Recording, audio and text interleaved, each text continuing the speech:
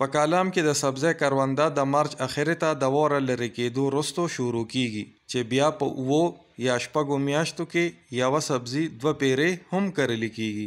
مخکې به دلته د جوارو غټ فصل سره نورې سبزی په لږه کچه کرل کېدې، خو اوس الو، ټیپر او بند ګوپي دغه برخه نیولې ده. که یو خوا د اپریل کرلې الو پټې تیار دی، نو بل خوا د الو تخم د کر د پاره تیاریږي او دلته د میوې باغونو کې هم سبزیانې کرل کیږي. خو الو او ټیپر په لویه کچه کرل کیږي، خو ورسره د اوبخور نظام ډیر ګډ وډ دی او په مشکله اوبه پټي ته رسی چې د کالام د بارانونو کچه هم د نورو سیمو په نسبت کمه ده. دلته د سارو تعداد هم ډیر کم دی چې د ګیاګانو ډیر کمی یادیږي، خو د سبزونو پاتې شوی شنې پاڼې باندې گزاره روانه ده. ارشد حسین چې د ټیپر غټه دانه لټي او وباسي وایي چې بس کار یې روان دی. مونږ د خپل ذمہداري کوو، ټیپر کرل دی، اوس دا ټیپر چې انشاءالله وباسو نو دې پسې بیا الوګانو شروع کوو.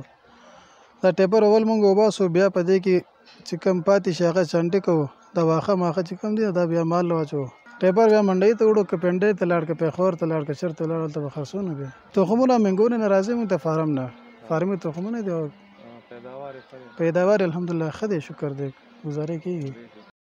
د الو کروندګر غلام حسین وایي چې دا پټې د ټیپر نه وزګار شو او د الو د دویم کار وخت دی چې د کالام الو لاندې ډیر خوښیږي.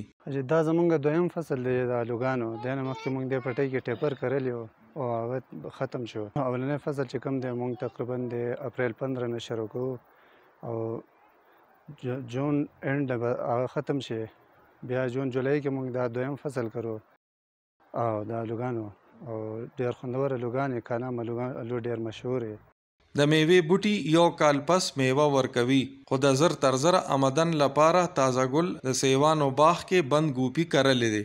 بس پټې خالی وو، میوې خو کال کې یو پیرې راځي، بس دې دپاره مونږ دا ګوپیانو مو کړه، د سبزي بند ګوپیان دي. وشي نو مونږ به دا خرڅو، کته لږ پنډۍ اول ته بیا ریډ کوي، بس زمونږ گزاره کېږي. دغه سبزی په میدانونو کې په یخنۍ کې کرلې او سنبالیږي چې دلته دا بې موسمه سبزی لاندې راشي نو ډیر په خوښه اخیستی شي. ملک وقاص خان، وایس آف امریکا، ډیون نیوز، کالام.